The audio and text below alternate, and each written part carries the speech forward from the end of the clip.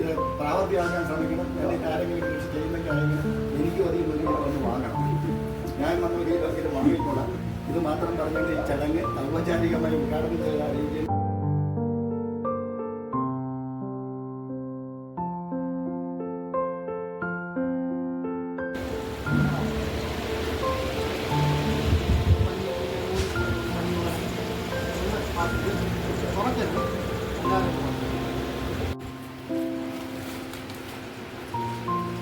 കണ്ടല്ലോ.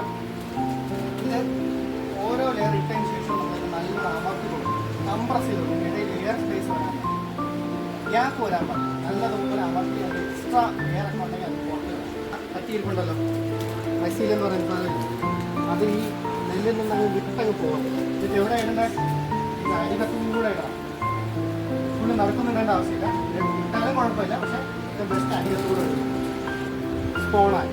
ഓക്കെ, ഈ വെള്ളം എക്സസ് വരുന്ന വെള്ളം ഞങ്ങൾ താഴെ വന്നാണ്. അപ്പോൾ താഴെ നമ്മൾ വിത്തിട്ട് കഴിഞ്ഞാൽ വെച്ചു വെച്ചിട്ട് അപ്പോൾ ആ താഴെ ലെയർ വയ്ക്കലാണെങ്കിൽ അതവിടെ വന്ന് തങ്ങി ആ വയ്ക്കല് മാത്രമേ ചീഞ്ഞു പോകും. വിത്തിന് ഡാമേജ് ആവും.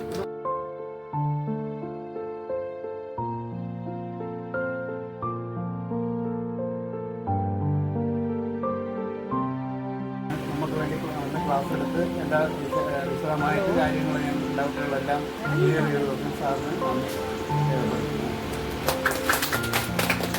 ആണല്ലേ.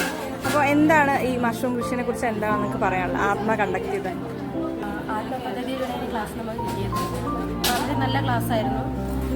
കൃഷിയെക്കുറിച്ച് നല്ലൊരു മനസ്സിലാക്കാൻ കഴിഞ്ഞു. നിങ്ങൾ ചെയ്യുമോ ഇത്? കൃഷി ചെയ്യാൻ താല്പര്യമുണ്ട്. സ്പോണൊക്കെ കിട്ടിയല്ലോ.